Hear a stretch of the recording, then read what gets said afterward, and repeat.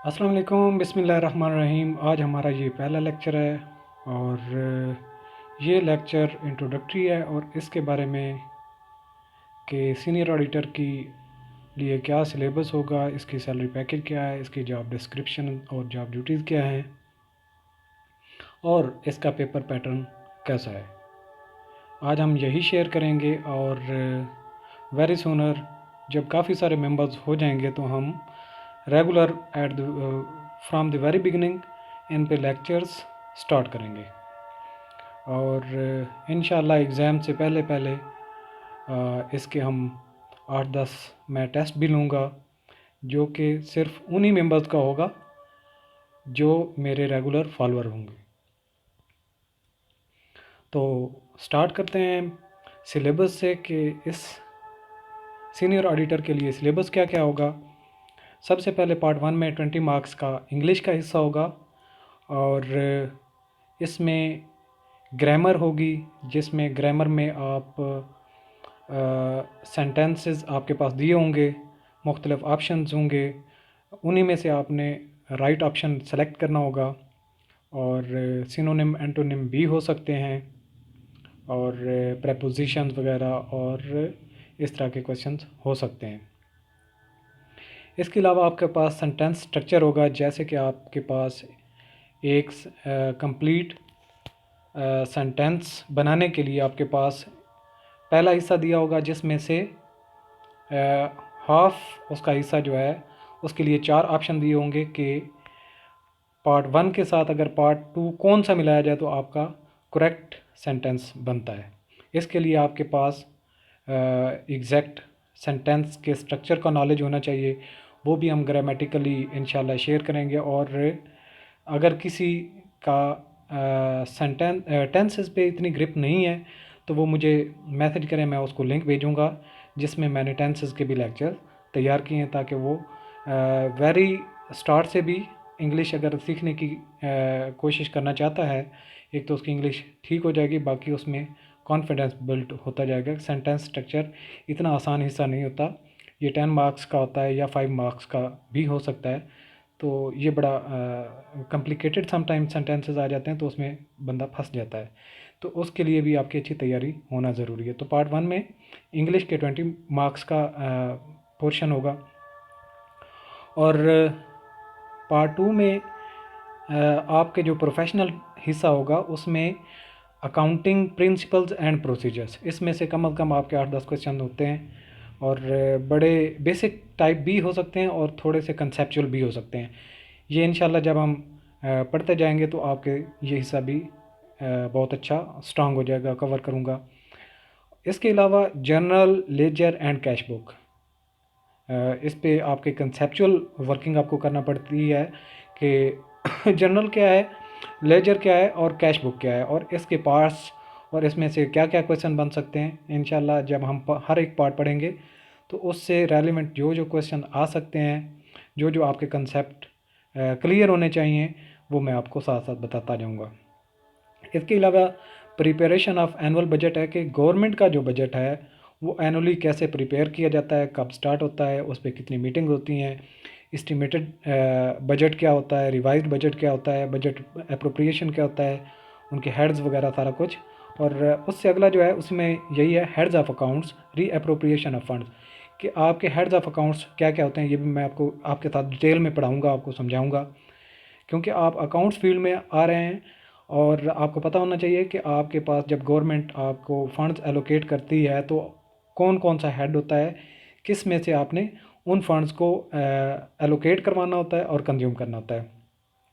री appropriation of funds में होता है कि आपके जो हेड्स हैं उनमें से अगर किसी के पास किसी हेड में फ़ंड बच गए हैं और दूसरे फंड में डेफिशिएंट हो गए हैं तो आप उनकी रे अप्रोप्रिएट करवा सकते हैं, यानी कि एक हेड से निकाल के दूसरे हेड में कैसे ट्रांसफ़र करते हैं ये भी आपको बताऊंगा।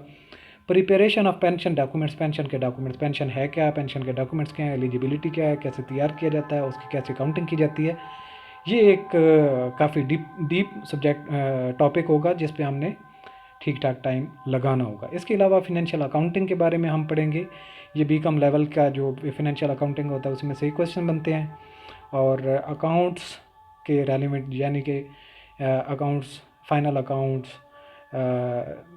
Bank reconciliation, rectification of errors, तो इस तरह के, और इनकम्प्लीट अकाउंट्स, ये सारे के सारे, और लीज़ वगैरह, जितने भी जो भी इंपॉर्टेंट टॉपिक्स होंगे फिनेंशियल अकाउंटिंग के, वो हम इसमें कवर करेंगे। फिनेंशियल मैनेजमेंट होगी, जो आपके पास जो होता है कि फाइनेंसिंग, इन्वेस्टिंग और फाइनेंसिंग है, बजटिंग है, इन्वेस्टिंग, फाइनेंसिंग और बजटिंग, ये आपने सारे के सारे इसमें पढ़ने होते हैं। कास्ट अकाउंटिंग हम पढ़ेंगे, बिजनेस टैक्सेशन पढ़ेंगे और पेपरा रूल्स पढ़ेंगे 2004 के। और इसके अलावा बेसिक आईटी के बारे में आपको नॉलेज होना चाहिए। हम इसका पार्ट वाइज स्टार्ट करते जाएंगे, 1 बाय 1 करते जाएंगे। देखें हम कहाँ से स्टार्ट करते हैं। जो आपके अकाउंट्स के रेलिवेंट है, ये एक लंबा टॉपिक है, ये आई होप हमें एंड पे करना चाहिए, ताकि हम पिछले के टेस्ट वगैरह भी लेते रहें। क्विज़ वगैरह बनाया करूँगा, मैं अपलोड किया करूँगा, आप उन पे टच में रहेंगे तो इंशाल्लाह जो मेरे फॉलोअर्स होंगे, मैं ये आपको गारंटी देता हूँ, इंशाल्लाह आप जो है ओपन मेरिट में ही क्वालिफाई करेंगे। तो यहाँ पे मैंने थोड़ा सा आपको गाइड करने के लिए लिखा है कि all of the above parts notes will be shared in lecture form for gradual and best preparation, keep following. For this you may subscribe channel and press bell icon to get notification of each lecture in time. चलें जी, आगे पढ़ते हैं। ज़रा आपको मैं ये बताऊं कि जॉब ड्यूटीज़ क्या होती हैं एक ऑडिटर की। मेंटेनेंस ऑफ अकाउंट्स, उसने जो एक ऑडिटर होता है, उसने उसको अकाउंट्स के बारे में अपना नॉलेज होना ज़रूरी है। इसके अलावा प्री ऑडिट ऑफ क्लेम्स है कि प्री ऑडिट जो क्लेम्स वगैरह हैं उनके बारे में बात करें कि प्री ऑडिट से पहले आपने जितने जितने क्लेम किए होते हैं किसी भी गवर्नमेंट डिपार्टमेंट ने, वो कितने आपके पास आए हैं एक साल के एक हिस्से में, जिनका आपने ऑडिट करना है कि ये जो क्लेम आए थे, जितने आपने फंड्स उनको उन्होंने कंज्यूम किए हैं, आया कि ठीक जगह पे किए हैं या नहीं किए, ये इसके बारे में नॉलेज होगा। पोस्ट ऑडिट ये होता है कि जब आप ऑडिट कर लेते हैं तो उसके बाद जो आपने ऑब्जर्वेशन वगैरह लगाई हुई होती हैं, उनको आपने किस तरह डिस्पोज ऑफ करना है फर्दर। अगर बड़ा कोई ऑडिट आप या आपने कोई घपला पकड़ लिया है तो उसको आगे कहाँ तक गवर्नमेंट लेवल पे उठा के ले जाना है। फिर payment of GP fund and pension और जीपी फंड कैसे पेमेंट होती है, इसके लिए क्या डॉक्यूमेंट्स होते हैं, और आपने ऑडिट के दौरान क्या क्या चीज़ें चेक करनी होती है, ये आपका जॉब ड्यूटीज़ होती हैं एक ऑडिटर की। इसके अलावा मैं आपको सैलरी का बताऊं, क्योंकि ये एक बेसिक पे 16 में रिक्रूटमेंट होती है। तो बेसिक पे जो होती है स्टार्ट होती है एक फ़्रेश बंदे के लिए। अगर कोई गवर्नमेंट का पहले ही से ही जॉब कर रहा है तो उसकी तो है कि पे फिक्स होगी, जितनी वो बेसिक पे पहले ले रहा है उसको प्रोटेक्शन मिल जाती है। लेट्स सपोज अगर वो 22,000 ले रहा है और ऑडिटर की जो जाता है जब, तो उसकी 18,910 है, तो उसकी स्टार्ट उसी से आगे फर्दर फिक्सेशन होगी। यानी कि 22,000 अगर वो पहले ले रहा है तो उसकी फिक्सेशन जैसे भी जिस स्टेप में आती है 23,000 बनती है या 23,500 जितनी भी बनती है वो वहाँ पे फिक्स होगी। इसके अलावा मेडिकल अलाउंस होता है, ये आपका तकरीबन 15% ऑफ बेसिक पे होता है, और ये तकरीबन 1588 है, या कुछ इससे कुछ वेरी होगा, क्योंकि 15% ऑफ 18,010 लें आप तो कुछ इसमें वेरिएशन है। आई थिंक ये 10% है। तो जैसे भी ये अकॉर्डिंगली उस तरीके से। कन्वेंस अलाउंस होता है, ये 5,000 फिक्स होता है बेसिक पे स्केल। 16 से अब जितने भी होते हैं तकरीबन 19-20 तक, तो कन्वेंस अलाउंस 5,000 होता है। हाउस रेंट अलाउंस होता है कि अगर आपने फर्स्ट के घर हायरिंग नहीं करवाया हुआ और आप सिंगल अकोमोडेशन पे रह रहे हैं तो आपको 4,091 रुपीज़ जो है HRA मिलता है। इसके अलावा अडाक रिलीफ 2016 का आपको मिलेगा 1588 है, जो कि बेसिक पे का एक फ़िक्स हुआ है, वही आपको मिलेगा। और एक अडाक रिलीफ 2017 का मिल रहा है जिसकी अमाउंट है 1891। ये टोटल मिला के कुछ 33,000 बनती है। अगर कोई हायरिंग ले रहा है और उसको वो गवर्नमेंट उसको फैसिलिटी देती है और वो घर हायर करवाता है, तो उसके लिए गवर्नमेंट आपको पर मंथ के हिसाब से 18,000 देती है। और ये टोटल मिला के, और अगर आप हायरिंग लेंगे तो HRA आपका कट जाएगा। अगर वो करें तो नेट आपका तकरीबन 47,000 बनता है, 46,977, यानी कि 13 रुपये कम है इसमें से, तकरीबन 47,000 आपकी सैलरी बनती है। चलें आगे चलते हैं ज़रा एक पास्ट पेपर की तरफ। ये ज़रा थोड़ा सा देख लेते हैं ताकि आपको आइडिया हो कि किस तरह के क्वेश्चन आते हैं। A company is owned by its, इसके ऑप्शन हैं डायरेक्टर्स हैं, मैनेजर्स हैं, शेयर होल्डर्स हैं, एम्प्लॉयज़ हैं। तो इसका ऑप्शन है शेयर होल्डर्स, क्योंकि जो कंपनी है वो जो लोग पैसा मिल के इकट्ठा करते हैं और इन्वेस्ट करते हैं और कंपनी का एक नाम देते हैं, उसको रजिस्टर करवाते हैं, तो जिनका वो पैसा होता है जो कंपनी बनाते हैं तो कंपनी उसी की होती है, तो वो जो पैसा इकट्ठे करने वाले होते हैं वो शेयर होल्डर्स होते हैं। क्वेश्चन नंबर 2 है share of limited companies are traded in the. तो ये आपको पता है कि जो लिस्टेड कंपनीज होती हैं उनके शेयर जो हैं स्टॉक एक्सचेंज में ट्रेड होते हैं। क्वेश्चन नंबर 3 है जी what from the following is an integral part of business. Business का कौन सा ऐसा चीज़ है या हिस्सा है, ये जो फॉलोइंग ऑप्शन है, जो इसका लाजमी हिस्सा है। तो ज़ाहिर सी बात है एक बिज़नेस में रिस्क होता है, तो रिस्क इसका हिस्सा है। प्रॉफिट हो भी सकता है, नहीं भी हो सकता, रिस्क जो है वो लाजमी तौर पे मौजूद होता है। इसके अलावा क्वेश्चन नंबर 4 में चलें, और ये एक company sold goods of worth ₹1 million. The manufacturing cost of the goods were ₹6 lakh, यानी कि उसकी सेल्स कितनी है 1 million. 1 million is equal to 10 lakh, और उसकी कास्ट कितनी है 6 lakh. The transport used in the sale cost ₹1 lakh, तो जो उसकी सेल के लिए जो कास्ट आई है वो 1 लाख है। And the wages paid during the process of sale were also ₹1 lakh. What is the gross and net profit. Gross profit क्या है और नेट प्रॉफिट क्या है। ग्रॉस प्रॉफिट आपको पता है कि सेल्स में से कॉस्ट माइनस करें तो ग्रॉस प्रॉफिट बनता है, और नेट प्रॉफिट के लिए आपको सारी बाकी कॉस्ट भी निकालनी होती है। तो पहली सी बात है, अगर 10 लाख सेल्स हैं, 6 लाख उसमें से कॉस्ट है, तो 6 लाख 10 लाख में से निकालें तो 4 लाख जो आपका है ग्रॉस प्रॉफिट, और बाकी जो 2 लाख, एक लाख वेजेस का है, एक सेल्स एक्सपेंसेस हैं, तो ये 2 लाख निकालें तो 2 लाख जो आपका बचता है वो नेट प्रॉफिट बन जाता है। तो ऑप्शन डी इसका ठीक है। क्वेश्चन नंबर 5 है एवरी ट्रांजैक्शन हैज़ अ खाली जगह इफ़ेक्ट। तो डबल इफ़ेक्ट, यानी कि हर ट्रांजैक्शन का डबल इफ़ेक्ट होता है। जैसे आपने अकाउंट्स में पढ़ा होगा कि डबल एंट्री सिस्टम हम पढ़ते हैं, जिसका यानी कि डबल एंट्री मीन एक डेबिट होता है एक क्रेडिट होता है, यानी कि एक का डेबिट एक का क्रेडिट, तो ये डबल इफ़ेक्ट होता है। क्वेश्चन नंबर 6 है जी the main sources of GAAP generally accounting accepted accounting principles is follow. इसमें से सोर्स क्या है, तो कंपनी लॉ है, अकाउंटिंग स्टैंडर्ड्स हैं, तो ये दोनों ही इसमें से गैप जो है इसके सोर्सेज दोनों ही हैं। कंपनी का जो लॉ भी होते हैं, अकाउंटिंग स्टैंडर्ड्स भी होते हैं। ये भी हम डिटेल में पढ़ेंगे कि गैप क्या होते हैं, इंटरनेशनल अकाउंटिंग स्टैंडर्ड क्या होते हैं, फाइनेंशियल अकाउंटिंग स्टैंडर्ड बोर्ड क्या है, इंटरनेशनल अकाउंटिंग स्टैंडर्ड बोर्ड क्या है, ये सारा हम डिटेल में पढ़ेंगे। क्वेश्चन 7 है जी what standards are used to prepare financial statements by most of the countries and companies. कह रहा है कि जब बहुत सारी जो कंपनीज़ और कंट्रीज़ हैं वो कौन सा सोर्स यूज़ करते हैं जब अपनी फाइनेंशियल स्टेटमेंट बना रहे होते हैं, तो ये है international financial reporting standard IFRs। ये एक्सटेंसिवली पढ़ाए भी जाते हैं। अगर आपने MBA किया तो आपको नाम से ज़रूर वाकिफ़ होंगे। अगर ICMA वगैरह या CA के आप स्टूडेंट हैं तो आपको बहुत अच्छे से पता होगा कि IFRs क्या होता है। ये भी हम डिटेल में पढ़ेंगे इंशाल्लाह लेक्चर्स के दौरान। क्वेश्चन 8 है the correct form of accounting equation is. तो अकाउंटिंग इक्वेशन जो है उनमें इन फॉलो में से जो फॉलोइंग ऑप्शन हैं इनमें से कौन सा ठीक है। आपको पता है assets are equal to liabilities, assets is equal to equity plus liabilities.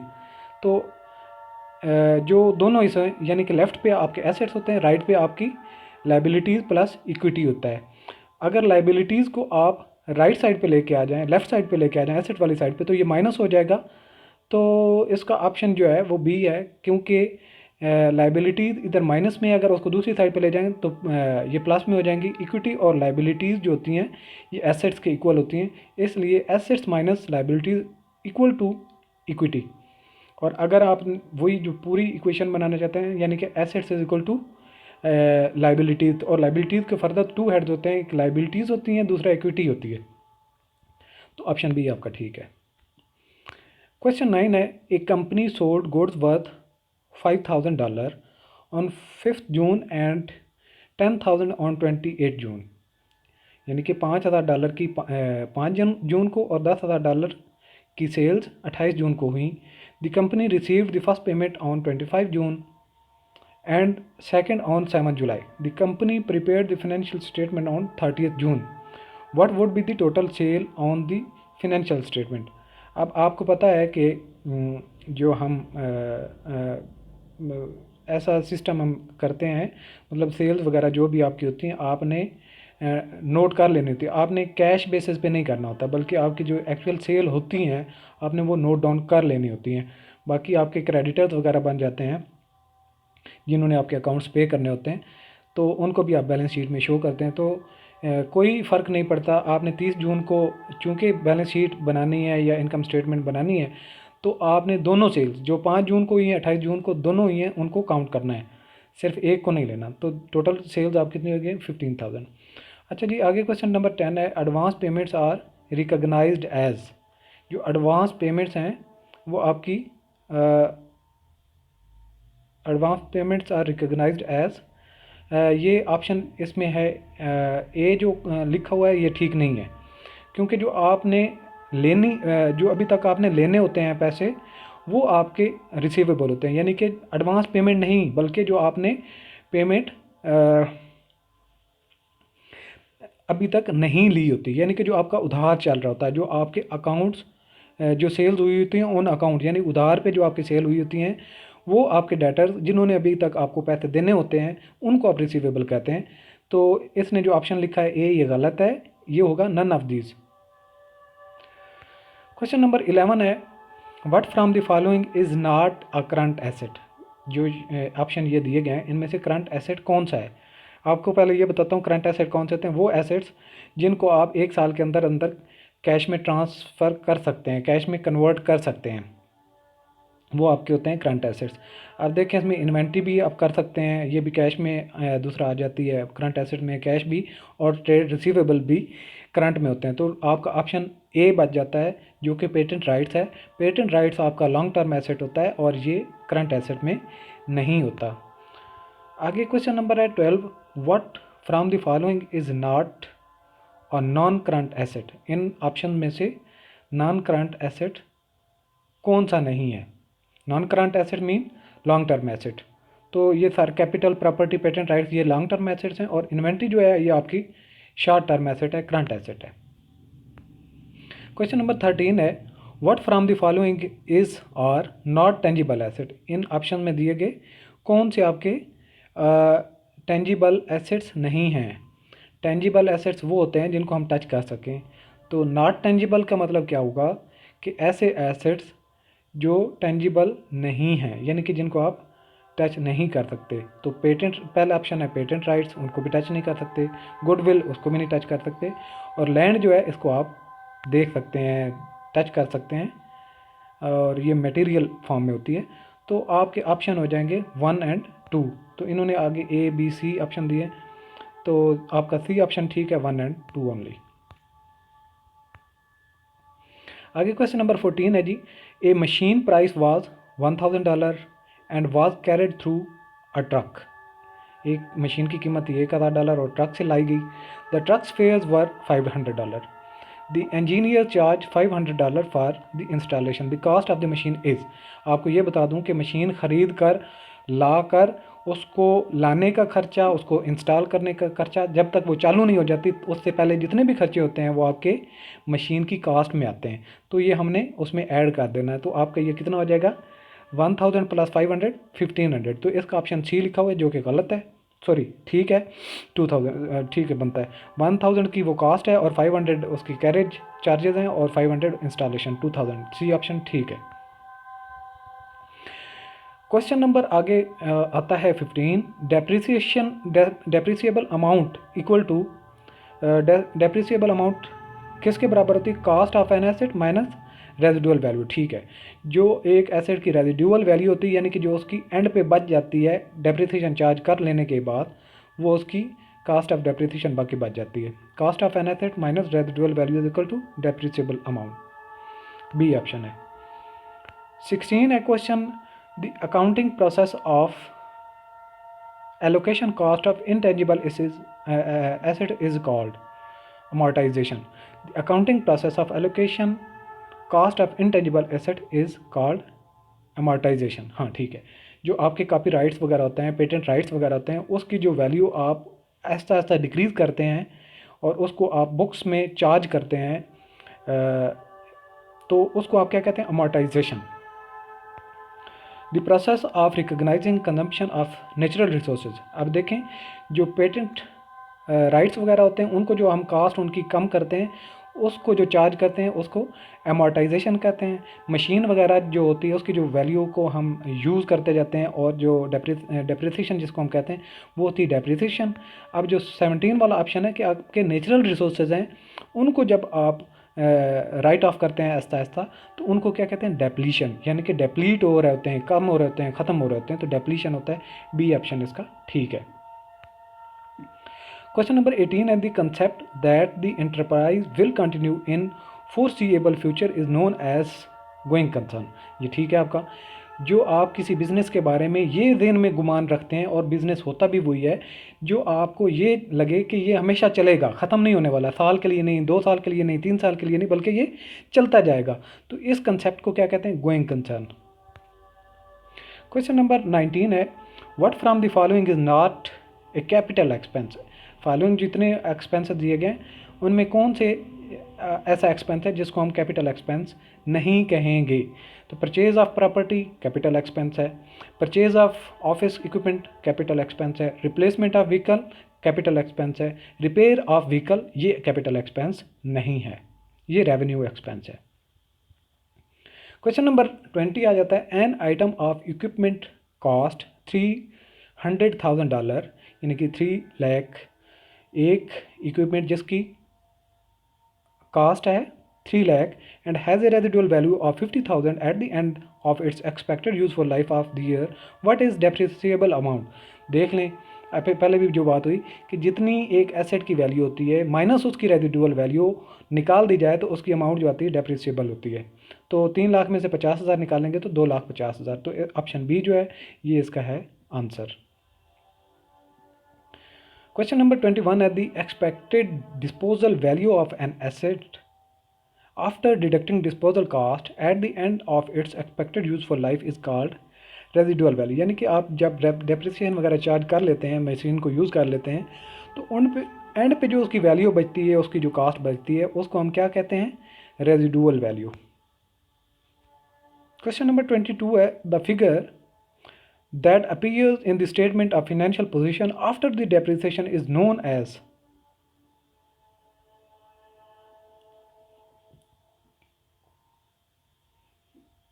Balance sheet में जब एक किसी एसेट की कीमत दी होती है और डेप्रिसिएशन जब चार्ज कर लेते हैं, तो उसकी जो वैल्यू बचती है उसको हम नेट बुक वैल्यू कहते हैं। यानी कि डेप्रिसिएशन चार्ज कर लेने के बाद जो उसकी वैल्यू होती है उसको नेट बुक वैल्यू कहते हैं। क्वेश्चन 23 है, which from the following asset is not depreciated. जो फॉलोइंग एसेट्स हैं इनमें कौन से डेप्रिसिएशन चार्ज नहीं करते। एडवांसेस लैंड मशीनरी, एडवांसेस ऐसा ऑप्शन है जिस पे हम डेप्रिसिएशन चार्ज नहीं करते। ये जो ऑप्शन है इसका सी लिखा है गलत है, इसका ऑप्शन बनता है ए, 1 ओनली, यानी कि ऑप्शन नंबर 1 ओनली ठीक है। क्वेश्चन नंबर 24 है, depreciation is normally charged as. Depreciation को हम नॉर्मली क्या चार्ज करते हैं, एज एक्सपेंस। इसको हम एक्सपेंस काउंट करते हैं, और ये नॉन कैश एक्सपेंस है क्योंकि हम इस पे कैश नहीं पे कर रहे होते, इसलिए नॉन कैश कहते हैं इसको।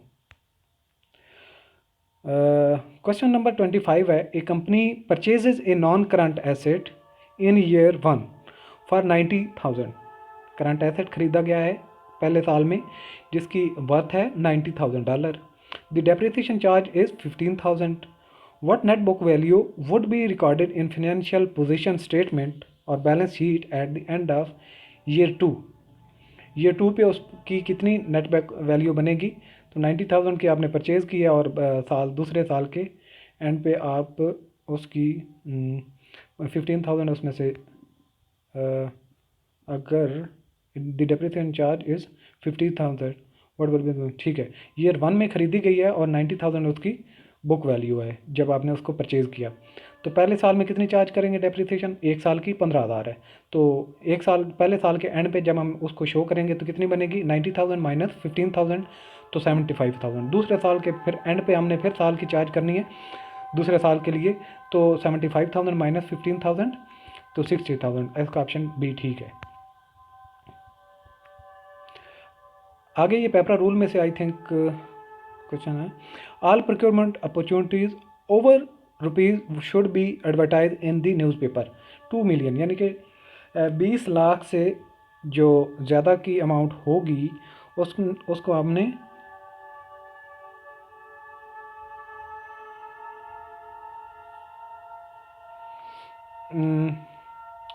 शो एडवर्टाइजमेंट जो होती है वो न्यूज़पेपर में देना होती है।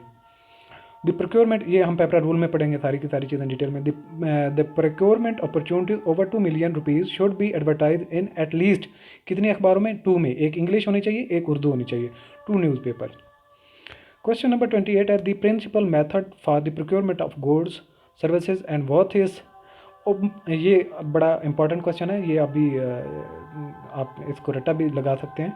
The principal method of procurement of goods services and works is open competitive bidding, यानी कि जो मेन मेथड ऑफ प्रोक्योरमेंट है कोई भी चीज़ खरीदने का, वो सबसे तरीक़ेकार है कि ओपन बिडिंग, यानी कि आप बिडिंग करें उसकी, कोई भी उसमें पार्टिसिपेट कर सकता है। तो ये प्रिंसिपल मेथड है, मेन मेथड है। क्वेश्चन 29 है द बिडर विद द खाली जगह evaluated bid shall be awarded the procurement contract. तो ये बेसिक रूल है कि जिसकी लोएस्ट कास्ट होगी, जो आपकी रिक्वायरमेंट पूरी करता है टेक्निकली, और वो आपकी रिक्वायरमेंट जो आपकी स्पेसिफिकेशन है, चीज़ जो आप परचेज़ करना चाहते हैं, उसमें जितने पार्टिसिपेट कर रहे हैं, जो स्पेसिफिकेशन आपकी रिक्वायरमेंट के हिसाब से दे रहा है और वो उस बिडिंग में पार्टिसिपेट कर रहा है और उसकी कास्ट कम है, तो जिसकी सबसे कम होगी उसको आप ऑर्डर अवार्ड करेंगे।